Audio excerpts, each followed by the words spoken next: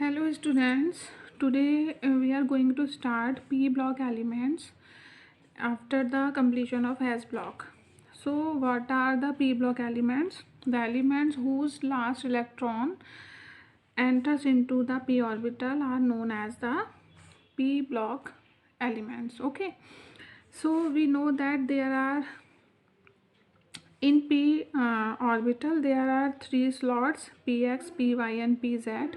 So maximum accommodation of the electron is 6. यहाँ पर 6 electron आ सकते हैं. It means 6 group can be belong to p block elements. इस हिसाब से p block से 6 ग्रुप कनेक्टेड बिलोंग कर सकते हैं. ठीक है, तो यहाँ देखिए group 13, group 14, group 15, group 16, 17 and 18. ठीक है, अब देखिए हमने सारे ग्रुप को हम उनकी फैमिली के नाम से जानते हैं, उनके फर्स्ट एलिमेंट से. जैसे कि ग्रुप 13 का फर्स्ट एलिमेंट बोरोन है, तो ग्रुप 13 बोरोन फैमिली भी कहा जाता है और इसका जनरल कॉन्फ़िगरेशन है NS2NP1. Group 14 carbon family, configuration is NS2NP2. Group 15 nitrogen family, configuration is NS2NP3. Group 16 oxygen family, NS2NP4. Group 17 halogen family, NS2NP5 and noble gases NS2NP6. Okay, तो देखिए p orbital में पहले 1 इलेक्ट्रॉन 2 3 4 5 6 1 to 6 इलेक्ट्रॉन क्या हुए, enter हुए group 18 तक आने तक. तो इसीलिए ये सभी किसके हैं, p ब्लॉक के एलिमेंट्स हैं. अब अगर हम बात करें पी ब्लॉक एलिमेंट्स के ऑक्सीडेशन स्टेट की, मतलब जनरली हम बात कर रहे हैं, हम अभी किसी एक पर्टिकुलर ग्रुप की बात नहीं कर रहे हैं. तो ऑक्सीडेशन स्टेट जो होती है वो number of electron in n shell plus number of electron in p shell. ठीक है, तो एस शेल में जितने इलेक्ट्रॉन हो और पी में जितने हो उनको ऐड करके हम उसकी फॉर्मल ऑक्सीडेशन स्टेट पता लगा सकते हैं. जैसे कि बोरोन फैमिली में जनरल ऑक्सीडेशन स्टेट 2 + 3 होगी, 2 + 1 = 3 होगी. कार्बन फैमिली में 2 + 2 4 होगी. नाइट्रोजन फैमिली में 2 + 3 जनरल ऑक्सीडेशन स्टेट 5 और ऑक्सीजन में जनरल ऑक्सीडेशन स्टेट 6 और हैलोजन फैमिली में 7 और इसमें 0. ठीक है ना, तो ये हमारी मतलब यहाँ तक वेरी कर सकती हैं, ये नहीं कि यही इसकी स्टेट होगी, मतलब यहाँ तक इसकी जो ऑक्सीडेशन स्टेट है वो वेरी कर सकती है, जैसे 1 to 7 तक, 1 to 6 तक ऐसे. ठीक है, तो अब चलते हैं हम आयनिक पेयर इनर्ट पेयर इफ़ेक्ट की तरफ. ठीक है ना, तो इनर्ट पेयर इफ़ेक्ट जो है वो इसकी वजह से जो ऑक्सीडेशन स्टेट होती है, फॉर्मल ऑक्सीडेशन स्टेट किसी भी एलिमेंट की, वो लेस बाई 2 यूनिट्स हो जाती है. ठीक है ना, तो जैसे सपोज किसी की ऑक्सीडेशन स्टेट 4 है तो उसको 2 लेस कर दीजिए, तो इनर्ट पेयर इफेक्ट की वजह से वो 4 तो ऑक्सीडेशन स्टेट शो करेगा ही, -2 करने के बाद +2 भी वो शो करेगा. ठीक है, तो इनर्ट पेयर इफेक्ट क्या होता है, इसमें जो इनर ऑर्बिटल होते हैं क्योंकि उनका स्क्रीनिंग इफेक्ट कम है, जैसे डी ऑर्बिटल और एफ ऑर्बिटल. ठीक है, तो स्क्रीनिंग इफेक्ट कम होने की वजह से वो इलेक्ट्रॉन्स को एक्साइट नहीं कर पाते, तो इलेक्ट्रॉन जंप नहीं करते हैं वैकेंट ऑर्बिटल में हाइब्रिडाइजेशन के लिए, जिसकी वजह से उनका ऑक्सीडेशन नंबर क्या हो जाता है, लेस हो जाता है. ठीक है, अब नेक्स्ट चलिए पी ब्लॉक जो होते हैं, वहाँ पर एक ऐसा ग्रुप है हमारा पी ब्लॉक जहाँ पर हमको मेटल्स, नॉन मेटल्स, मेटलॉइड्स और नोबल गैसेस सभी तरह के एलिमेंट देखने को मिलते हैं. ठीक है, अब टॉप पर हमारे इस ग्रुप में नॉन मेटल्स होते हैं, मिडिल में मेटलॉइड्स होते हैं और बॉटम में मेटल्स होते हैं. पी ब्लॉक के एलिमेंट्स पी पाई बॉन्डिंग भी कर सकते हैं. जैसे कार्बन हमारा sp2 हाइब्रिडाइज्ड है, देखिए 4 आउटर मोस्ट शेल में इसके इलेक्ट्रॉन होते हैं, तो 1 2 3 4 हमने किया. sp2 हाइब्रिडाइज मतलब एक इलेक्ट्रॉन गया s से और 2 गए p से, तो एक यहाँ पर ये इलेक्ट्रॉन जो होता है वो हमारा अनहाइब्रिडाइज्ड हो जाता है. तो यही जो हमारे अनहाइब्रिडाइज देखिए ये जो है दोनों कार्बन के पास ये आपस में क्या कर लेते हैं, ओवरलैपिंग कर लेते हैं इस तरीके से, ठीक है। तो ओवरलैपिंग करने की वजह से ये पाई बॉन्डिंग करते हैं, तो ये पी ऑर्बिटल ओवरलैपिंग करके पाई बॉन्डिंग कर रहे हैं, इसीलिए इसको हम पी पाई बॉन्डिंग बोलते हैं, ठीक है।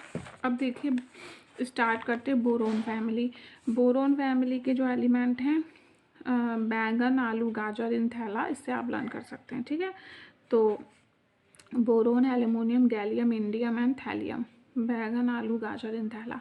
अब इसका एटॉमिक नंबर कैसे पता लगाएंगे? देखिए बोरोन का एटॉमिक 20 तक तो जनरली सबको लानी है एटॉमिक नंबर, तो बोरोन का 5 है, 5 + 8 कर दीजिए यहाँ पर, तो 13 आ गया। 13 में 18 प्लस करिए, फिर 18 प्लस करिए और फिर 32 प्लस करिए, ठीक है।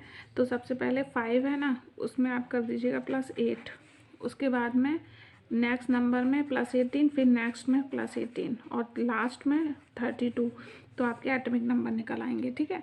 अब देखिए बोरोन जो है it is a non metal, aluminium metal है बट इसकी कुछ प्रॉपर्टी बोरोन से सिमिलर है, बाकी गैलियम, इंडियम और थैलियम जो हैं वो प्योरली मेटल्स हैं, ठीक है। अब देखिए बोरोन हमारा एक रेयर मेटल है जो अर्थ क्रस्ट में 0.001% ही पाया जाता है बस, और ये हमारे सेवरल कंपाउंड्स की फॉर्म में होता है, जिसमें से जो बोरक्स है वो वेल नॉन हमारा कंपाउंड है, किसका, बोरोन का। बाकी आप एनसीईआरटी से देख सकते हैं बाकी को। अब ये जो है बोरोन अपने आइसोटोप में भी मिलता है, जैसे 5B10 और 5 बोरोन 11, तो 5 बोरोन 10 जो है वो सिर्फ 19% है हमारे एटमॉस्फेयर में, और ये 5B11 जो वो 81% है।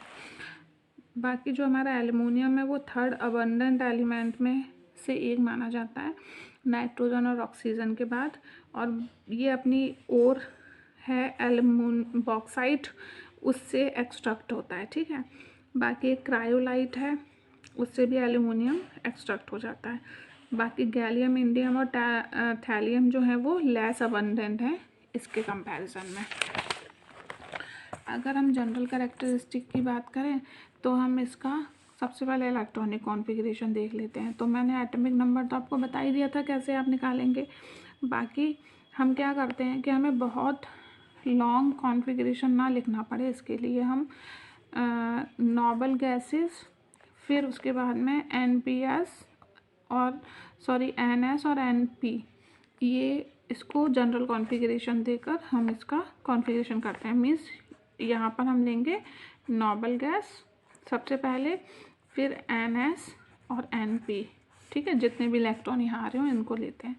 तो इसी तरह किया जाता है। तो सबसे पहले हीलियम, नियोन, आर्गन, क्रिप्टन, ज़ेनन, क्योंकि एटॉमिक नंबर हमारे बढ़ते जा रहे हैं, तो हीलियम का होता है 2 एटॉमिक नंबर। उसके बाद हमारे पास 3 इलेक्ट्रॉन बचते हैं जो हमें डिस्ट्रीब्यूट करने हैं S और P में, तो हमने कर दिया 2s2 2p1। ऐसे नियॉन, उसके बाद हमें 3s2 3p1। आपको इजी करना है तो आप ऐसे कर सकते हैं, पहले तो आप नोबल गैसेस को लिख लीजिए, उसके बाद में हर बार एक शेल इंक्रीज होगा, तो 2s2 3s2 4s2 5s2 6s2 इतना कर दीजिए। अब उसके बाद ये 2p1, P में हर बार 1 इलेक्ट्रॉन ही एंटर करेगा, तो ये 2p1 फिर 3p1। अब 4s2 के बाद D शेल आ जाती है, तो 4s2 के बाद 3d10 4p1, फिर 5s2 के बाद हमारी ये 4d तो चलेगी, 4d10 5p1, फिर 6s के बाद F शेल इंट्रोड्यूस हो जाती है, तो 6s2 4f14 5d10 6p1, ठीक है। तो ये इनके हैं जनरल कॉन्फ़िगरेशन। अब देखिए इसका एटॉमिक एंड आयनिक रेडियस, इसका एटॉमिक एंड आयनिक रेडियस जो है वो वैरी करता है। किस तरह वैरी करता है? देखिए बोरोन से जब हम एल्युमिनियम की तरफ जाते हैं तो इंक्रीज़ हो जाता है। देखिए यहाँ पर 2s2 या 3s2, एक शेल बढ़ गया, बाकी सब कुछ 2p1 है या 3p1 है, तो इसका साइज़ जनरल सी बात है कि एल्युमिनियम का बोरोन से बड़ा होगा। फिर एल्युमिनियम से गैलियम की तरफ जाते हैं तो साइज़ डिक्रीज़ हो जाता है, ठीक है। तो देखिए गैलियम, एल्युमिनियम से गैलियम की तरफ गए, तो देखिए यहाँ पर था 3s2 3p1, ठीक है। अब यहाँ पे आ गया हमारा 3d10। अब क्या होता है कि 3d10 इनर ऑर्बिटल है, मीन्स सपोज ये हमारा न्यूक्लियस है, ठीक है। तो न्यूक्लियस के पास में होगा पहले 3d, ठीक है, उसके बाद में होगा हमारा 4s, और उसके बाद में हमारा होगा 4p। ठीक है, ये शेल होंगी। तो सबसे पहले इलेक्ट्रॉन किस में जाएंगे हमारे, सबसे पहले जाएंगे डी में। ठीक है, तो यहाँ पे जाएंगे डी में। तो जब हम 10 इलेक्ट्रॉन डी शेल में फिल करेंगे तो उसी प्रपोर्शन में क्या होगा, इसका एटमिक न्यूक्लियर चार्ज भी इंक्रीज़ होता जाएगा। ठीक है, जब न्यूक्लियर चार्ज इंक्रीज़ होगा तो ये डी ऑर्बिटल्स जो के इलेक्ट्रॉन्स जो उसको अपनी तरफ पुल करना शुरू करेगा, जिसकी वजह से बाकी के 2 ऑर्बिटल जो है हमारे एस और पी वो भी श्रिंक हो जाएंगे। तो जिसकी वजह से साइज़ वैसे बढ़ना चाहिए था एटॉमिक नंबर के अकॉर्डिंग, बट साइज़ क्या हो जाएगा, स्मॉल हो जाएगा। ठीक है, तो जब हम एल्युमिनियम से गैलियम की तरफ जाते हैं तो साइज़ स्मॉल हो जाता है। क्यों हो जाता है, क्योंकि इनर डी ऑर्बिटल इंट्रोड्यूस हो जाता है और न्यूक्लियर चार्ज बहुत ज़्यादा बढ़ जाता है।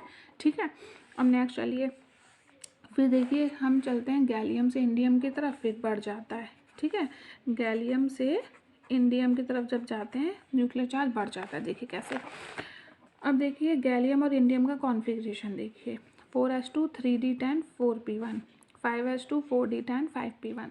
दोनों का कॉन्फ़िगरेशन एकदम सेम है। डिफरेंस कहाँ है कि यहाँ 4s2 था, यहाँ 5s2 है, मीन्स एक शेल इंक्रीज़ हो गया है। ठीक है, तो जाहिर सी बात है जब एक शेल इंक्रीज़ हो गया बाकी के सारे इफेक्ट इक्वल हैं दोनों में, तो इंडियम का साइज़ गैलियम से बड़ा हो जाएगा। उसके बाद इंडियम और थैलियम ऑलमोस्ट सेम होते हैं। ऑलमोस्ट सेम क्यों होते हैं, देखिए यहाँ पर इंडियम 49 एटॉमिक नंबर और थैलियम 81, तो इस हिसाब से दोनों के एटॉमिक साइज़ में बहुत अंतर होना चाहिए था, बट ये डिफरेंस क्यों नहीं होता। देखिए यहाँ पर तो इंडियम के केस में only 4d inner orbital has been introduced, but in case of thallium the 4f and the 5d 2 inner orbitals has been introduced. So there are 14 electron f orbital as well as the nuclear charge also increased in the same proportion. Then after we have one more d orbital, but the screening effect of these 2 orbital is negligible. Means अगर हम screening effect की बात करें तो सबसे ज़्यादा S orbital में, फिर पी में, फिर डी में और फिर एफ में होता है। तो डी और एफ जो होते हैं वो नेग्लिजिबल होता है, इनका स्क्रीनिंग इफेक्ट इतना नहीं होता कि वो एटम के साइज़ को बढ़ा पाएँ। तो इसलिए इंडियम और थैलियम जो होते हैं वो ऑलमोस्ट साइज में सेम होते हैं। ठीक है, चलिए अब चलते हैं हम आयनाइजेशन एंथैल्पी की तरफ। ठीक है, अब आयनाइजेशन एंथैल्पी उसी प्रपोर्शन में वैरी करेगी जिस प्रपोर्शन में एटम का साइज़ वैरी कर रहा था। जहाँ जहाँ एटम का साइज़ बड़ा था वहाँ वहाँ आयनाइजेशन एंथैल्पी कम होगी, और जहाँ जहाँ एटम का साइज़ छोटा था वहाँ वहाँ आयनाइजेशन एंथैल्पी ज़्यादा हो जाएगी।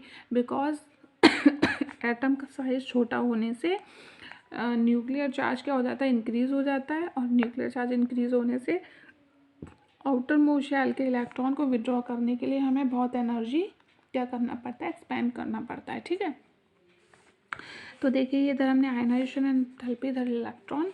बोरोन सबसे छोटा है, स्मॉलेस्ट एटम है अपने ग्रुप का, तो इसकी आयनाइजेशन एंथैल्पी तो ज़्यादा होगी, it is quite obvious. Then after aluminium का साइज़ गैलियम से थोड़ा सा बड़ा हो जाता है तो इसकी आयनाइजेशन एंथैल्पी थोड़ी कम हो गई। Now when we go to the gallium, इसका साइज़ छोटा होता है, डिक्रीज हो जाता है फिर से, तो इसकी आयनाइजेशन एंथैल्पी हमने बढ़ा दी। Then go for indium, indium का साइज़ क्या हो जाता है, छोटा, तो इसलिए बड़ा हो जाता है गैलियम से, इसलिए इसकी आयनाइजेशन एंथैल्पी कम हो गई। अब टेलुरियम जो होता है उसका न्यूक्लियर चार्ज बहुत ज़्यादा है इन कंपैरिजन टू इंडियम, इसलिए हमने आयनाइजेशन एंथैल्पी उसकी बहुत ज़्यादा हो जाएगी, तो इसलिए हमने उसकी फिर से बढ़ा दी। ठीक है, अब इलेक्ट्रोनेगेटिविटी की बात करते हैं। देखिए बोरोन से टेलुरियम तक इलेक्ट्रोनेगेटिविटी बढ़ती है। बोरोन एक्सेप्शन में चलेगा, जैसे लिथियम चल रहा था पहले, तो बोरोन की तो 2 होगी इलेक्ट्रोनेगेटिविटी, उसके बाद में ग्रेजुअली वो इंक्रीज़ करेगी 1.5, 6, 7 और 8 के हिसाब से। ठीक है, फिजिकल प्रॉपर्टी की बात करें तो बोरोन जो है वो नॉन मेटल है, एक्सट्रीमली हार्ड है, एलोट्रॉपिक फॉर्म में भी पाया जाता है अपनी, इसका मेल्टिंग पॉइंट जो होता है बहुत हाई होता है, क्यों? क्योंकि इसका लैटिस जो होता है वो बहुत स्ट्रॉन्ग होता है, मीन्स बहुत स्मॉल सा एटम है, दूसरे किसी स्मॉल एटम के साथ अगर ये कंपाउंड बना लेगा तो इनके बीच के बॉन्ड को ब्रेक करना बहुत मुश्किल होगा। तो मतलब एक ये स्ट्रॉन्ग लैटिस बना लेंगे, तो उसको ब्रेक करने के लिए हमें बहुत एनर्जी देना पड़ेगा, जिसके लिए इसका मेल्टिंग पॉइंट ज़्यादा होता है। नाउ बाकी के जो मेंबर्स होते हैं इस ग्रुप के वो सॉफ्ट मेटल्स हैं और उनका मेल्टिंग पॉइंट लो है। गैलियम का अनयूजुअल मेल्टिंग पॉइंट है, दैट इज़ 303, जिसको हम पाम पे रखेंगे तो उसकी हीट से ही वो मेल्ट हो जाता है। और इसका बॉइलिंग पॉइंट लेकिन बहुत हाई है, क्योंकि बॉइलिंग पॉइंट क्या होता है, किसी भी लिक्विड को वेपर फेज में लाना, तो बॉइलिंग पॉइंट इसका बहुत ज़्यादा है। अब डेंसिटी जैसे जैसे इंक्रीज होती है बोरोन से टेलोरियम तक, क्यों? क्योंकि एटॉमिक नंबर क्या हो रहा है, इंक्रीज हो रहा है, तो डेंसिटी भी क्या हो जाएगी, इंक्रीज हो जाएगी। अब केमिकल प्रॉपर्टीज़ की तरफ चलें तो इन एलिमेंट्स की जो प्रॉपर्टी होती है जनरली उनके ऑक्सीडेशन स्टेट पर डिपेंड करती है। ये बात हम कर चुके हैं। तो जनरल ऑक्सीडेशन स्टेट जो होती है इस ग्रुप की वो +3 होती है सबके लिए, ठीक है। जनरल या फिर फॉर्मल ऑक्सीडेशन स्टेट 3 होती है, ग्रुप 13 के हैं तो 3 होगी सभी की। बाकी इनर्ट पेयर इफेक्ट की वजह से ये जो गैलियम इंडियम थैलियम है इनकी +1 ऑक्सीडेशन स्टेट भी ये शो करते हैं। अब क्या होता है, देखिए जितना अपर चल रहेंगे हम ग्रुप में, वहाँ पर जो हमारी लार्ज ऑक्सीडेशन स्टेट जो होती हैं वो स्टेबल होती हैं, लेकिन जैसे हम ग्रुप में डाउन आते हैं तो जो लार्ज नंबर वाली जो ऑक्सीडेशन स्टेट है वो स्टेबल नहीं होती, लेस नंबर वाली स्टेबल होती है, ठीक है। तो जैसे जब हम ऊपर थे, ठीक है, ये बैरियम बोरोन और एल्युमिनियम के केस में +3 ऑक्सीडेशन स्टेट स्टेबल है, मतलब +3 ऑक्सीडेशन स्टेट से बने हुए इनके कंपाउंड स्टेबल होंगे। बट नीचे गैलियम इंडियम थैलियम के +3 ऑक्सीडेशन स्टेट से बने हुए कंपाउंड स्टेबल नहीं होंगे, वो +1 वाले स्टेबल होते हैं, ठीक है ना। तो ऑक्सीडेशन स्टेट तो हम निकालना जानते हैं ना, उसी से आपको समझ में आएगा ये। अब देखिए केमिकल प्रॉपर्टीज़। सबसे पहले reactivity towards air. Boron unreactive है एयर से और एल्युमिनियम भी अनरिएक्टिव है, बिकॉज ये जो एक प्रोटेक्टिव लेयर ऑक्साइड की अपने ऊपर बना लेता है, ठीक है ना। तो वो प्रोटेक्टिव ऑक्साइड लेयर जो है वो उसको रिएक्ट नहीं करने देती है, बट पाउडर फॉर्म में, अमॉर्फस या पाउडर्ड फॉर्म में ये रिएक्ट कर पाते हैं और क्या बना लेंगे, अपने अपने ऑक्साइड, जैसे कि B2O3 और Al2O3। ये जनरल हमने ई मेटल लिया है 13 ग्रुप का और ये ऑक्सीजन से रिएक्ट करा रहे हैं, तो हमारा ये कंपाउंड बन रहा है, ठीक है। बाकी हम अगर नाइट्रोजन से भी एटमॉस्फेयर की रिएक्ट कराएंगे तब भी ये कंपाउंड फॉर्मेशन कर लेता है। अब बोरोन क्योंकि नॉन मेटल है, इसका ऑक्साइड एसिडिक होता है। एल्युमिनियम और गैलियम एम्फोटेरिक होते हैं, मीन्स एसिड और बेस दोनों की तरह बिहेव करते हैं, और इंडियम थैलियम जो होते हैं वो बेसिक होते हैं नेचर में। Now reactivity towards acids. Boron जो है does not react with acids और बेसिस। एल्युमिनियम रिएक्ट करता है दोनों से और एम्फोटेरिक नेचर को शो करता है। अब एल्युमिनियम की रिएक्शन हमने हाइड्रोक्लोरिक एसिड से कराई, हमको AlCl3 मिल जाता है। अब AlCl3 के 2 मॉलिक्यूल आपस में अटैच रहते हैं ब्रिज स्ट्रक्चर की वजह से, जिसकी वजह से हमने यहाँ पर 2 ये एल्युमिनियम और 6Cl ऐसे करके इसको लिखा है, प्लस पॉजिटिव और नेगेटिव चार्जेस में, और हाइड्रोजन गैस लिबरेट होती है, ठीक है। अब देखिए अगर हम नाइट्रिक एसिड की बात करें तो जनरली नाइट्रिक एसिड से एल्युमिनियम रिएक्ट नहीं करता है, बिकॉज वो बहुत अच्छा ऑक्सीडाइजिंग एजेंट है, तो एल्युमिनियम की सरफेस पर वो अपनी ऑक्साइड लेयर बना लेता है, जिसकी वजह से वो रिएक्ट नहीं कर पाता है, ठीक है। अब करें बेसिस की बात, तो NaOH से एल्युमिनियम रिएक्ट करता है वाटर की प्रेजेंस में, तो ये कॉम्प्लेक्स कंपाउंड मिलता है हमको, ठीक है।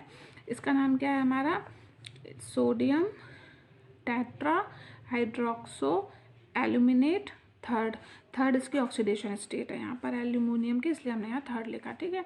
और हाइड्रोजन गैस क्या होती है, लिबरेट होती है। अब रिएक्टिविटी टुवार्ड्स हैलोजन। ये जो सारे मेटल्स हैं वो हैलोजन से रिएक्ट कर लेते हैं और ट्राई हैलाइड्स बनाते हैं। तो ये मेटल लिया हमने और इसकी रिएक्शन कराई हैलो ग्रुप से, तो हमें क्या मिला, EX3। X can be fluorine, chlorine, bromine और आयोडीन, तो हमें अपने अपने ट्राई हैलाइड्स मिल जाएंगे।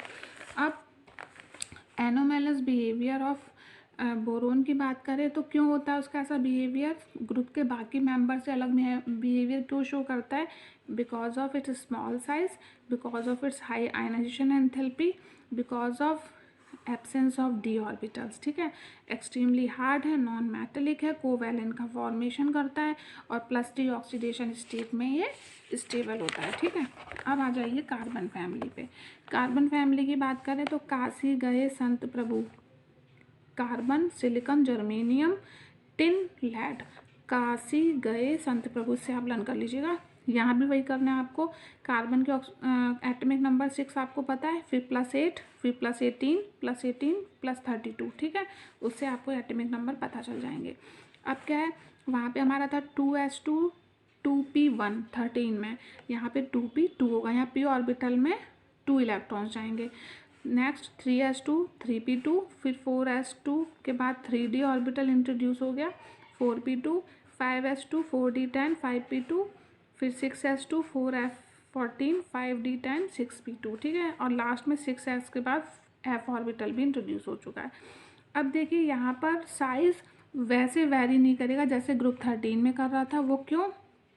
क्योंकि ऑलरेडी ग्रुप 14 के एलिमेंट्स का साइज़ ग्रुप 13 के एलिमेंट से कम होता है। Why it is so? Because जो हमारा ग्रुप 14 है वहाँ पर अब 2 इलेक्ट्रॉन है यहाँ, ठीक है। वहाँ पर 1 था, 2 इलेक्ट्रॉन हुआ, न्यूक्लियर चार्ज भी थोड़ा इंक्रीज़ हुआ, जिसकी वजह से न्यूक्लियर फोर्स क्या करेगा, इसके ऊपर काम करेगा और साइज़ को 13 से डिक्रीज़ कर देगा, ठीक है। तो इसलिए इसका साइज़ का जो वेरिएशन है वो इतना हम मेजरली नहीं कंसीडर करते जितना हम 13 में कर रहे थे। अब देखिए इसका रेडियस, ठीक है। On going top to bottom radius क्या करेगा, इंक्रीज़ करेगा।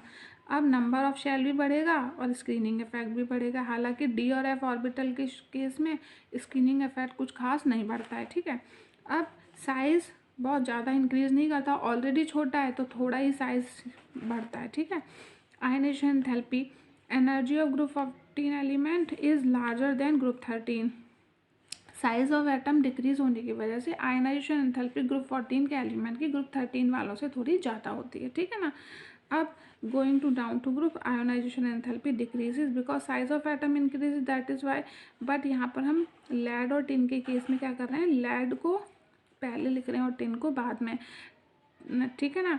तो आयनाइजेशन एंथैल्पी हम सबसे ज़्यादा कार्बन की, फिर सिलिकॉन की, फिर जर्मेनियम की, उसके बाद लेड और सबसे लास्ट में आएगा हमारा आयनाइजेशन एंथैल्पी किसकी, टिन की, ठीक है ना। अब देखिए ऐसा क्यों ले रहे हैं, देखिए यहाँ पर जो हमारा एफ ऑर्बिटल था ना उसमें 14 इलेक्ट्रॉन हमने इनर ऑर्बिटल में फिल किए, तो न्यूक्लियर चार्ज भी बढ़ा, तो यहाँ पर इफेक्टिव न्यूक्लियर चार्ज काम कर रहा है, जिसकी वजह से लेड की जो आयनाइजेशन एंथैल्पी है वो टिन से ज़्यादा हो जाएगी, ठीक है। अब फिजिकल प्रॉपर्टी देखिए, कार्बन और सिलिकॉन नॉन मेटल्स हैं, जर्मेनियम मेटलॉइड में काउंट होगा, टिन और लेड मेटल्स जो कि सॉफ्ट है। मेल्टिंग बॉइलिंग पॉइंट हायर होगा 13 ग्रुप से, क्यों? क्योंकि हमारा एटम का साइज अब स्मॉल है। केमिकल प्रॉपर्टीज़ की बात करें तो ऑक्सीडेशन स्टेट सबसे पहले आएगी। इनका जनरल ऑक्सीडेशन स्टेट क्या है, 4, ठीक है। ग्रुप 14 में आउटर मोस्ट शेल में 4 इलेक्ट्रॉन हाइब्रिडाइजेशन के लिए अवेलेबल है, तो इसकी ऑक्सीडेशन स्टेट भी क्या हो जाएगी, +4 हो जाएगी। अब सब +4 ऑक्सीडेशन स्टेट शो करते हैं, बट यहाँ पर हमारा स्टेबल कौन सी है, कार्बन और सिलिकॉन के लिए +4 ऑक्सीडेशन स्टेट स्टेबल है, बट हमारा लेड जो है उसके लिए +2 स्टेबल है, क्यों? Due to inner pair effect, ठीक है, उस वजह से। तो लेड के कंपाउंड +2 ऑक्सीडेशन स्टेट वाले जो भी होंगे जिसमें लेड के ऑक्सीडेशन स्टेट +2 होगी वो वाले स्टेबल माने जाएंगे, +4 वाले स्टेबल नहीं माने जाएंगे, ठीक है। अब नेक्स्ट देखिए, covalency of C is 4, carbon की कोवैलेंसी 4 है, वाई? क्योंकि इसके पास 4 वैलेंसी है, टेट्रावैलेंट है, इसलिए इसकी कोवैलेंसी भी क्या है, 4 है, ठीक है। अब ये जो है इसके पास वैकेंट डी ऑर्बिटल क्या है, प्रेजेंट है। रिएक्टिविटी विद एयर देखते हैं, अगर हम ग्रुप 14 एलिमेंट की एयर के साथ रिएक्टिविटी करवाएं, मतलब रिएक्ट कराएं उनको, तो वो monoxide as well as dioxide दोनों बनाते हैं। तो मोनो बनाएंगे तो MO मेटल और ऑक्सीजन, और डाई बनाएंगे तो MO2। तो देखिए सारे सबके हमें मोनो और सबके डाई लिखने हैं, तो कार्बन का mono CO, di CO2, silicon का SiO, डाई SiO2, ठीक है। जर्मेनियम का दोनों लिखिए। अब क्या है कि सिलिकॉन ऑक्साइड जो है, सिलिकॉन मोनोऑक्साइड, वो एग्जिस्ट नहीं करता है नेचर में, ठीक है। बाकी जो हमारा टिन ऑक्साइड और लेड ऑक्साइड जो वो एम्फोटेरिक है नेचर में। बाकी कार्बन डाइऑक्साइड और सिलिकॉन डाइऑक्साइड जो हैं वो एसिडिक नेचर के ऑक्साइड बनाते हैं, और जो हमारे टिन डाइऑक्साइड लेड डाइऑक्साइड है वो एम्फोटेरिक नेचर के ऑक्साइड बनाते हैं, ठीक है, जो एसिड बेस दोनों की तरह बिहेव करेंगे। अब रिएक्टिविटी विद वाटर की बात करें तो जिसमें कार्बन सिलिकॉन जर्मेनियम है वो अनअफेक्टेड रहते हैं वाटर से, लेकिन टिन रिएक्ट करके tin dioxide plus hydrogen gas को लिबरेट करता है, ठीक है। अब अगर हम लैड की बात करें तो लैड भी रिएक्ट नहीं करता है किससे, वाटर से। क्यों? क्योंकि इसके ऊपर भी ऑक्साइड की प्रोटेक्टिव लेयर रहती है, इस वजह से, ठीक है। अब रिएक्टिविटी विद हैलोजन, हैलोजन से रिएक्ट करके ये जो एलिमेंट है वो MX2 एंड MX4 टाइप के कंपाउंड बनाते हैं, ठीक है। तो +2 ऑक्सीडेशन स्टेट पर वो MX2 बनाएंगे और 4 ऑक्सीडेशन स्टेट पर वो MX4 बनाएंगे, जिसमें X हो सकता है fluorine, chlorine, bromine and iodine. Now anomalous behaviour of carbon, ठीक है। कार्बन जो वो स्मॉल साइज होता है, हाई इलेक्ट्रोनेगेटिविटी होती है, मीन्स वैसे कार्बन की हाई इलेक्ट्रोनेगेटिविटी नहीं होती है, ऑक्सीजन नाइट्रोजन की ज़्यादा होती है, बट अपने ग्रुप में उसकी ज़्यादा होती है in comparison to other group element, ठीक है। डी ऑर्बिटल एब्सेंट होता है। अब इसकी हाई आयनाइजेशन एनर्जी होती है, इसमें कैटिनेशन की प्रॉपर्टी होती है, self linking property. Allotrope of carbon की बात करें तो डायमंड ग्रेफाइट और बकमिनिस्टर फुलरन होते हैं। बकमिनिस्टर फुलरन 1985 में क्रोटो, स्नेली एंड कर्ल ने इसको डिस्कवर किया था, जिसके लिए उन्हें 1996 में नोबेल प्राइज़ भी दिया गया था। डायमंड के स्ट्रक्चर की बात करें तो एक कार्बन लीजिए मिडिल में, ठीक है ना, सपोज़, ठीक है। तो सपोज़ यहाँ पर हमने कार्बन लिया तो ये अटैच रहेगा 4 अदर कार्बन के साथ, फिर ये वाला कार्बन लो तो ये भी अटैच होगा, ठीक है। तो ये sp3 हाइब्रिडाइजेशन क्या कर रहा है, शो कर रहा है, ठीक है। फिर ये कार्बन भी अटैच हो जाएगा डिफरेंट कार्बन से, फिर ये कार्बन भी 4 वैलेंसी के साथ अटैच हो जाएंगे डिफरेंट कार्बन से, तो ऐसे ये एक डेंस स्ट्रक्चर बना लेता है, ठीक है। यहाँ पर sp3 हाइब्रिडाइजेशन है, टेट्राहेड्रल शेप है और इनकी बॉन्ड लेंथ है 5154 पिकोमीटर, ठीक है, बॉन्ड लेंथ है। अब देखिए अगर हम कार्बन के प्रॉपर्टी की बात करें तो वो बैड कंडक्टर है, क्योंकि उसमें फ्री इलेक्ट्रॉन नहीं होते, उसके बॉन्डिंग में सारे क्या होते हैं, बिजी होते हैं। और इसके स्ट्रक्चर की बात करें तो ये एक रिजिड मटेरियल है जो कि हार्डेस्ट मटेरियल में काउंट होता है। अगर ग्रेफाइट की बात करें तो ये लेयर्ड स्ट्रक्चर होता है। तो देखिए ये हमारा ये कार्बन एटम है, ठीक है, ये है, ठीक है। अब ये आपस में बॉन्डिंग से इस तरीके से अटैच है। दूसरी तरफ फिर से ये कार्बन एटम है, ठीक है, और ये भी बॉन्डिंग से आपस में अटैच है। तो एक कार्बन एटम जो है ये साथ में कितने कार्बन एटम से अटैच है, अगर ये 3 वैलेंसी को सेटिस्फाई कर रहा है तो इसमें एक जो है वो हाइब्रिडाइजेशन में पार्टिसिपेट नहीं कर रहा है, मतलब बॉन्डिंग में पार्टिसिपेट नहीं कर रहा है, तो वही फ्री इलेक्ट्रॉन की फॉर्म में ग्रेफाइट में पाया जाता है। दूसरा, ये जो लेयर्ड फॉर्म स्ट्रक्चर बनाता है ग्रेफाइट, वो एक दूसरे के ऊपर लेयर स्लाइड करती रहती है। क्यों? क्योंकि वो वीक वंडरवॉल फोर्सेस से एक दूसरे से अटैच रहते हैं, और वीक वंडरवॉल फोर्सेस जो होते हैं वो थोड़ी सी हीट प्रोवाइड करने पर भी क्या हो जाएंगे, वो और वीक हो जाते हैं, जिससे ये लेयर्स आपस में स्लाइड कर सकती हैं। और क्योंकि यहाँ पर 3 ही sp2 हाइब्रिडाइजेशन होने की वजह से एक वैलेंसी इसकी या फिर एक इलेक्ट्रॉन पार्टिसिपेशन नहीं कर रहा होता है यहाँ हाइब्रिडाइजेशन में, तो वो फ्री इलेक्ट्रॉन की फॉर्म में ग्रेफाइट में पाया जाता है। इसीलिए ग्रेफाइट क्या है, एक गुड कंडक्टर है due to the presence of free electron, ठीक है। तो ये क्योंकि स्लाइड कर सकता है वंडर वॉल फोर्सेस की वजह से, तो इसलिए ये क्या है, ब्रेक हो जाता है इजीली। एक सॉफ्ट नॉन मेटल है ये, और ये स्लिपरी है, इसलिए इसको हम हैवी मशीनरी में लुब्रिकेंट की तरह भी यूज़ कर सकते हैं, ठीक है। नेक्स्ट देखिए बकमिनिस्टर फुलरन, ये प्रिपेयर किया जाता है किससे, हीटिंग करके ग्रेफाइट को इन इलेक्ट्रिक आर्क में अगर हम ग्रेफाइट को हीट करेंगे तो क्या हो जाएगा, हमको बकमिंस्टर फुलरेन मिल जाएगा कंपाउंड, हमारा मतलब एलोट्रॉप कार्बन का। ये इनर्ट एटमॉस्फेयर हमें रखना पड़ता है इसमें। इनर्ट एटमॉस्फेयर मीन्स लाइक कोई इनर्ट गैस हमको लेनी पड़ती है ताकि कार्बन किसी और से रिएक्ट ना कर पाए। अब यहाँ पर हमको 3 फुलरेन मिलते हैं, कार्बन 60, कार्बन 70, कार्बन 350। बट हम ये वाला क्या करते हैं, इस वाले को ही हम स्टडी करते हैं। Each carbon is sp2 hybridise, जिसमें हर कार्बन कैसा होता है, sp2 हाइब्रिडाइज होता है। और ये डैंगलिंग बॉन्ड्स नहीं बनाता है। डैंगलिंग बॉन्ड्स क्या होते हैं, जिसमें फ्री इलेक्ट्रॉन अवेलेबल हो, जैसे ग्रेफाइट बना रहा था वैसे ये बॉन्ड्स नहीं बनाता है। अब ये एरोमेटिक रिंग का फॉर्मेशन करता है। तो इसमें जो 20 जो रिंग्स होती हैं वो होती हैं 6 मेंबर्ड रिंग, 12 होती हैं 5 मेंबर्ड रिंग, और ईच 5 मेंबर्ड रिंग जो होती है वो अटैच होती है 6 वाले से। ठीक है, तो 20 रिंग कैसी होंगी इसकी, 6 मेंबर्ड इस तरीके से। ठीक है, और 12 कैसी होंगी, 5 मेंबर्ड, 1 2 3 4 5। ठीक है, 5 मेंबर्ड। और हर 5 मेंबर्ड जो रिंग होगी वो 6 मेंबर्ड वाले से अटैच रहती है। ठीक है, अटैच रहती है। ऐसा स्ट्रक्चर बनाता है कौन, हमारा बकमिंस्टर फुलरेन। ठीक है, अब अगर हम बात करें एंथैल्पी ऑफ फॉर्मेशन की, तो ग्रेफाइट की एंथैल्पी ऑफ फॉर्मेशन 0 कंसीडर की जाती है, क्योंकि एक ये बहुत स्टेबल एलोट्रॉप है, मतलब इस एक्सट्रीमली स्टेबल है। तो जो भी कंपाउंड एक्सट्रीमली स्टेबल होते हैं उनकी एंथैल्पी ऑफ फॉर्मेशन 0 कंसीडर की जाती है।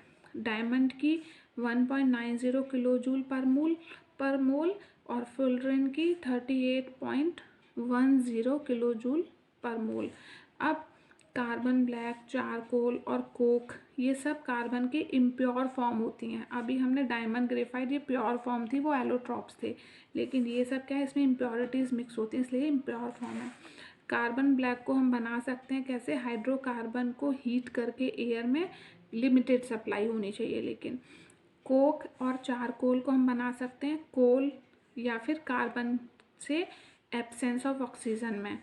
अब the compound which are thermodynamically most stable, their enthalpy of formation taken है 0। इसको नोट कर लीजिएगा आप, ऐसे कंपाउंड जो थर्मोडायनेमिकली बहुत स्टेबल होते हैं उनकी एंथैल्पी ऑफ फॉर्मेशन को 0 माना जाता है। ठीक है ना, देखिए अब यहाँ पर रिड्यूस सिलेबस के अकॉर्डिंग हमारा पी ब्लॉक जो है वो यहाँ पर ख़त्म हो चुका है, और जितना हमने ये काम किया है सिर्फ उतना ही आपको अभी फ़िलहाल के लिए तैयार करना है।